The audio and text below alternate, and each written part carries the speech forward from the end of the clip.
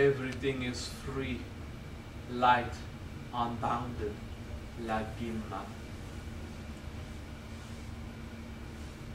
Contemplate supreme consciousness within all things that moves the universe according to its own desires and free will. Lagima.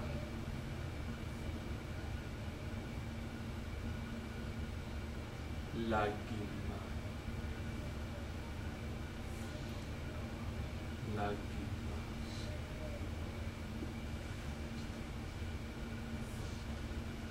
Through this free will, desire of supreme consciousness, the creation in nature of intelligence, the ego is the fruit of spirit, Prakti. Prapti is the will of God in human. Prapti is the joy of incarnation. Prapti.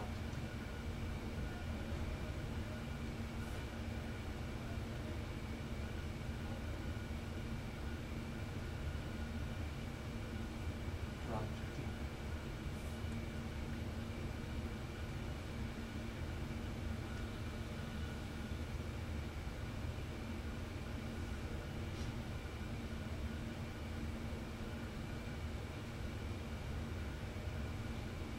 From the divine will of supreme consciousness, there is a single unique consciousness in all living beings.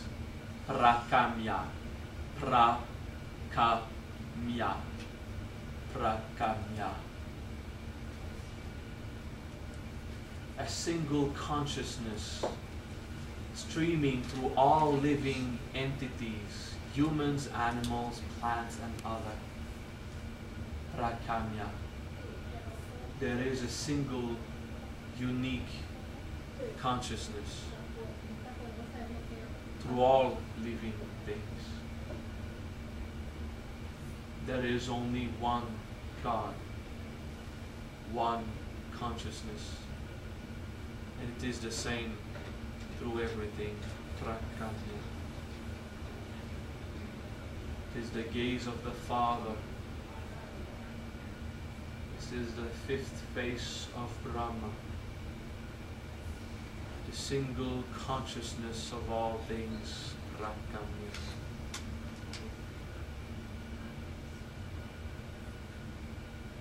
Prakamya. Prakamya.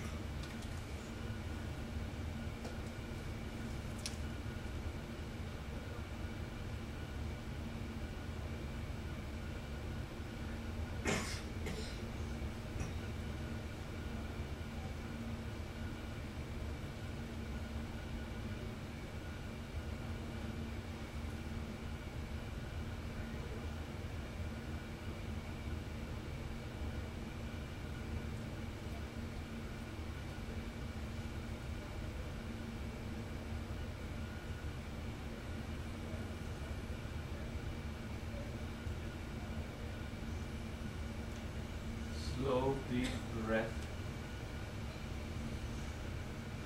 Coming back here and keeping in mind the secret of Prakamya. Consciousness throughout the universe is unique. It is the gaze of the Father. There is no other consciousness than the single consciousness of the Lord. And this is what I experience when I pay attention to the fact that I am conscious. When I am conscious that I'm conscious, aware of awareness, that is God. That is the single Brahma of all things. This is Amitabha Buddha.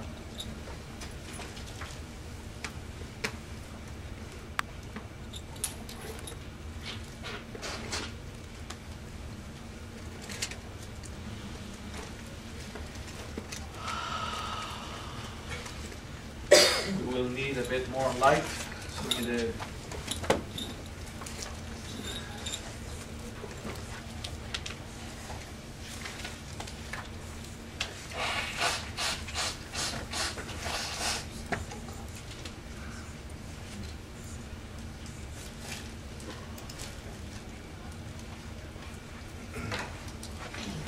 Prakamya.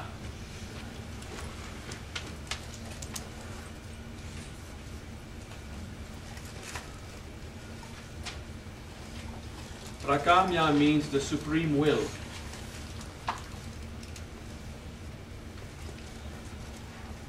If I would have said to you, contemplate the supreme will, you would only refer to how you experience willpower as a human, and you wouldn't get it.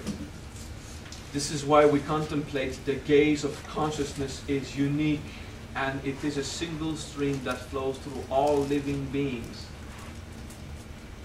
One consciousness in all beings. That is the will of God.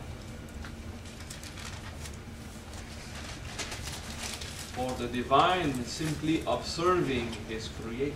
Observing is manifestation. Prakamya, the supreme will, is the life that is given by the gaze of the Father.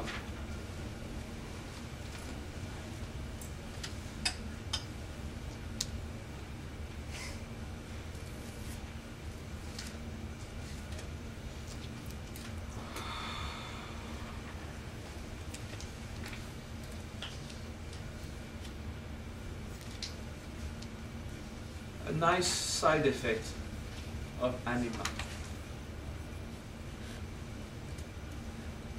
is that your consciousness will not be limited to your human nervous system.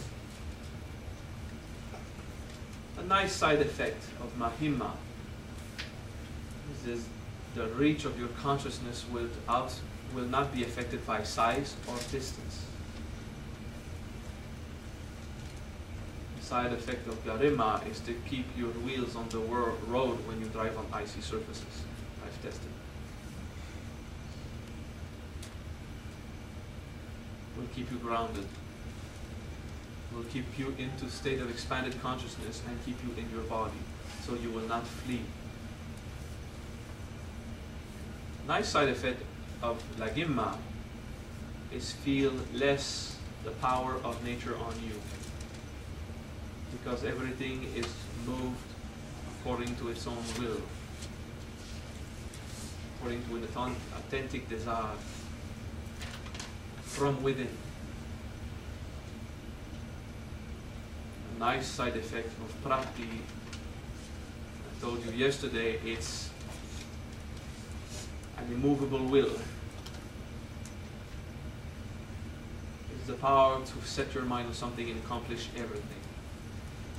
Prati means reach.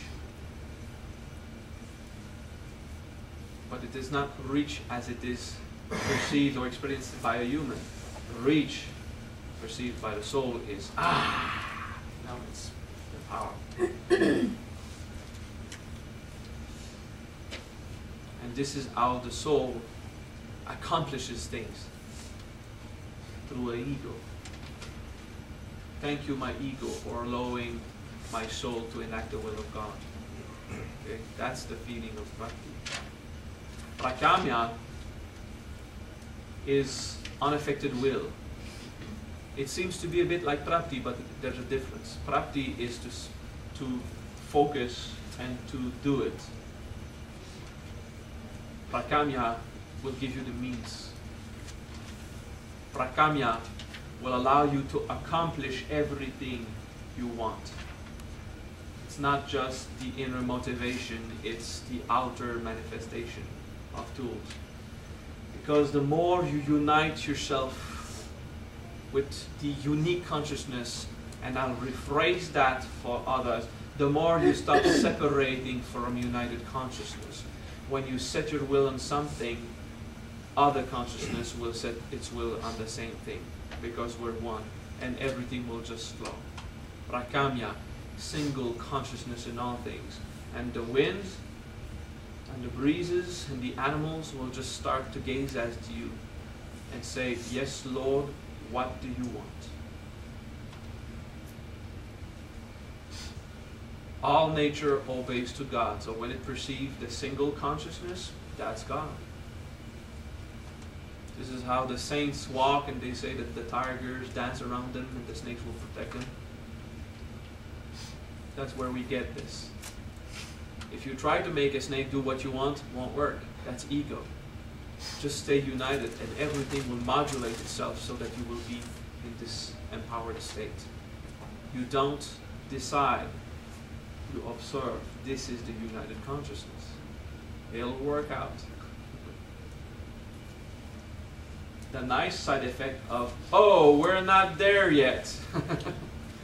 So, we'll talk about the seventh Siddhi. Now we need to talk about the illusion. What is the illusion in the world? The illusion is the interpreter. The human mind interprets what it perceives. And like most of you, I don't really want to talk about this right now. I just want to stand in united consciousness and dwell forever. Bah, I'm so happy. But that would not be a seminar anymore. It would be a hippie Buddhist circle.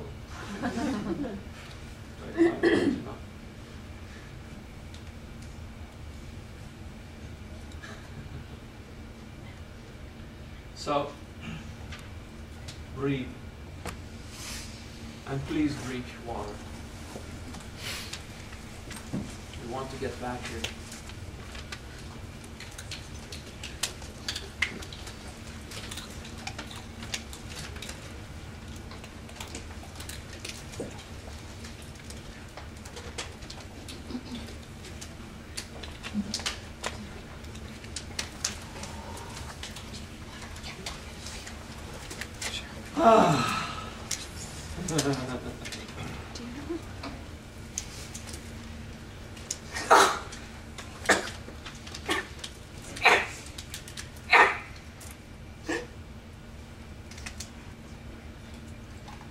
Don't be afraid to cough like you need to, okay?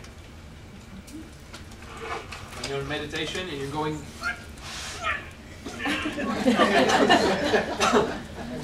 it's the same thing as going efficiently. And if someone coughs, the others will be absorbed in meditation, mindful that God is coughing or that there's divinity listening to it. Okay? He said, no, he's coughing, I'm trying to concentrate on. It's united, all things are just.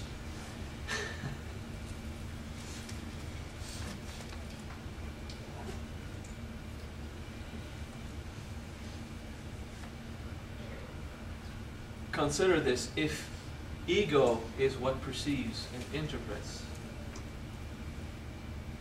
is it possible that we can expand this interpretation to the soul created the ego that way? We agree with that? We start to agree with that?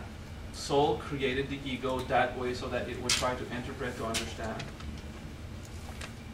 So the soul obeys to God, who wanted it this way, and consciousness manifests, and an interpreter is what we need to understand.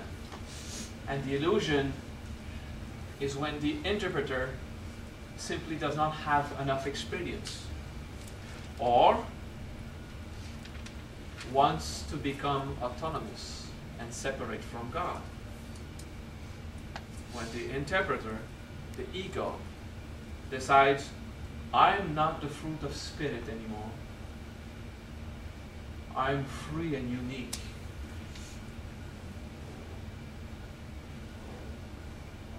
You know the joke, we're all the same, we're all unique.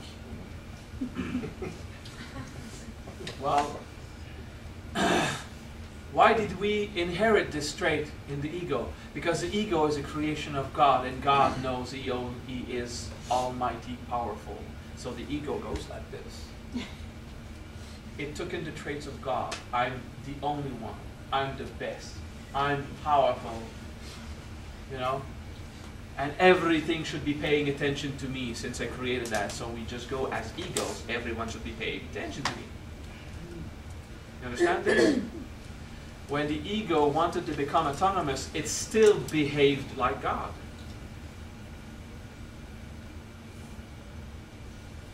So maybe egocentricity is acknowledging that you are God with much incompetence.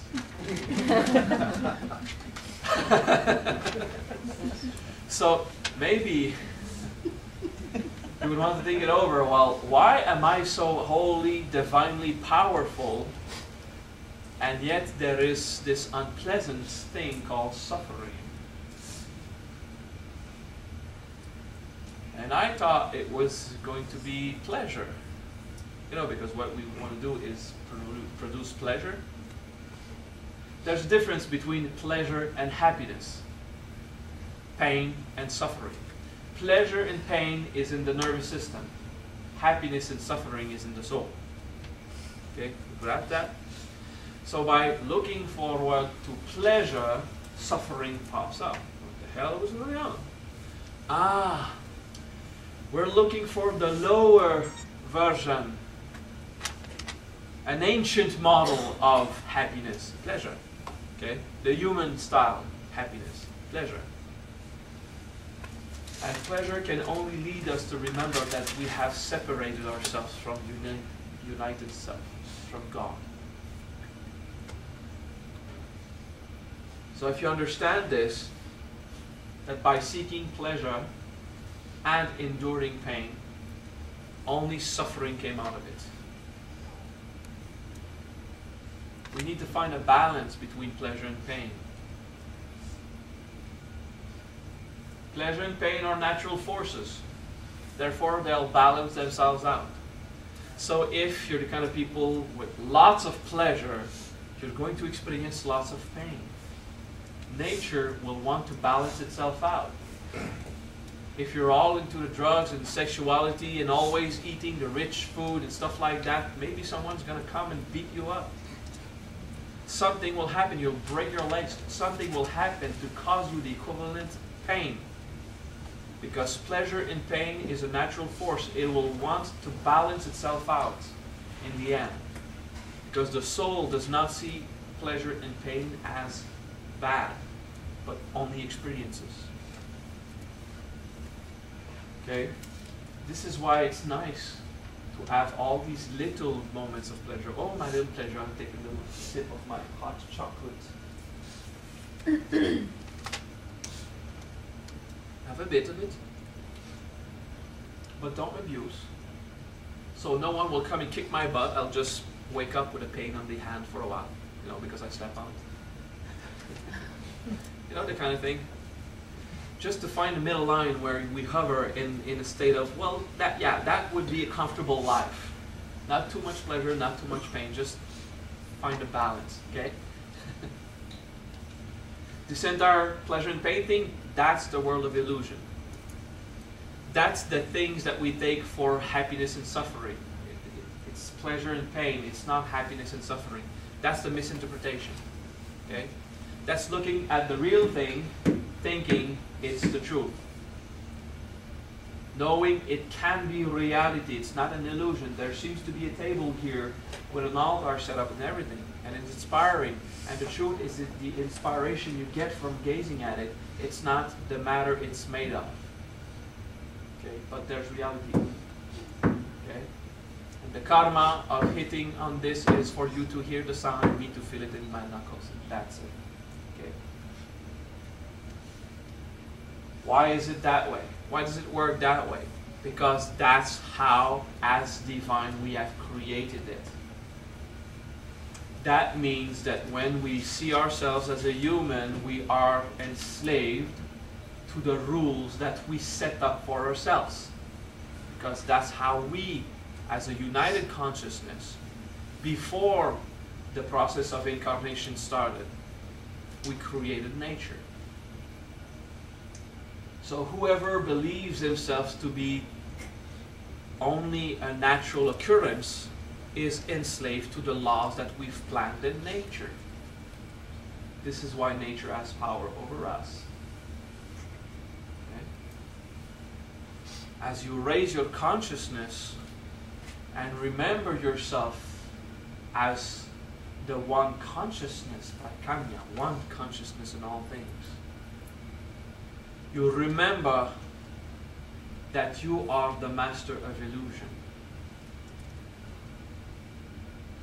That you are the one that handles the stage of the theater.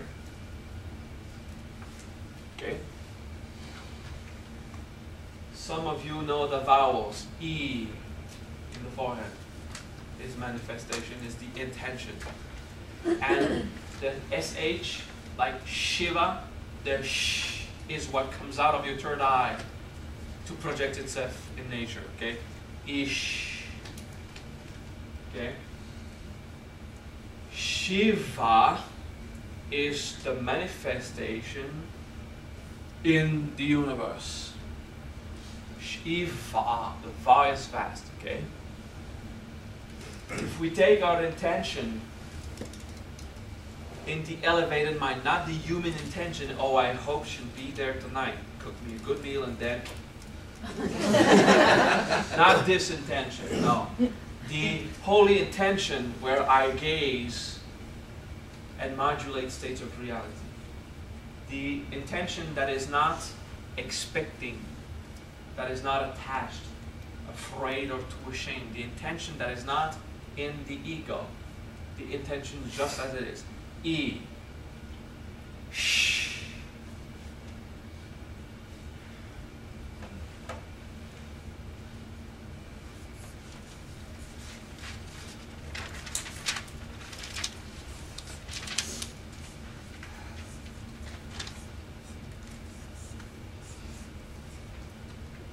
I'm telling you in advance, so we'll try it. Ishidva. Ishidva is knowing that the Christ, Buddha, Vishnu, Supreme Consciousness, is the Lord of the illusion, is the one that operates the manifested world. Okay? Ishidva.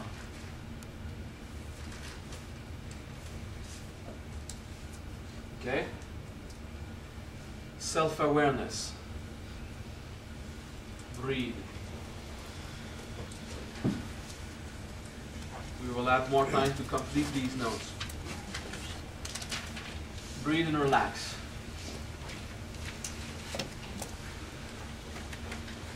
My ego is the fruit of the Supreme Being. Prapti. Prapti. And sink down at this point of the process. Prapti.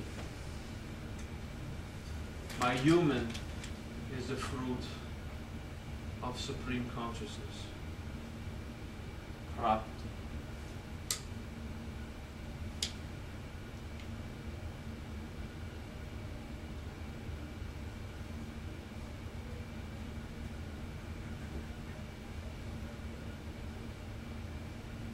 United consciousness in all living things, prakamya.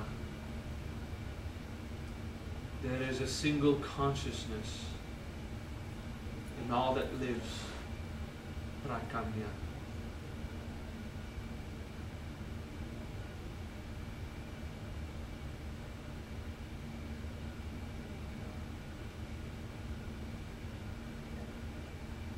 Prakamya. Supreme Consciousness is the operator of all events in life. Ishidva. Ishidva. Supreme Lord is the controller of the illusion. Ishidva.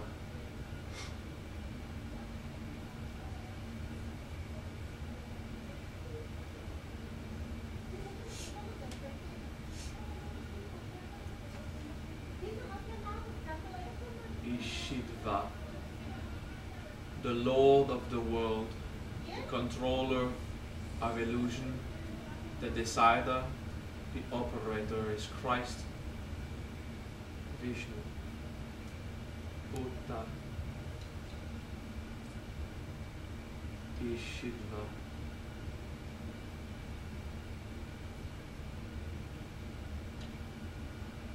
Is Shiva. Allow Christ to take you in.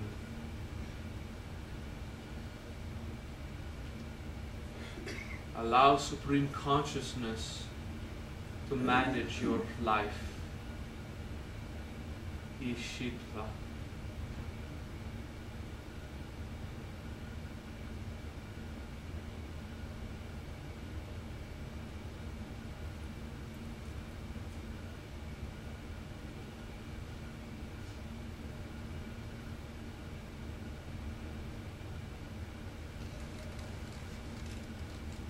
There is only one God, one King, one law. Contemplate that Supreme Consciousness is the unique King, Vashitva. Vashitva. Vashitva. Vashitva. God, Supreme Consciousness flowing everywhere, this unique stream of being is the single King and Lord, Vashidva. Feel it as if it was you.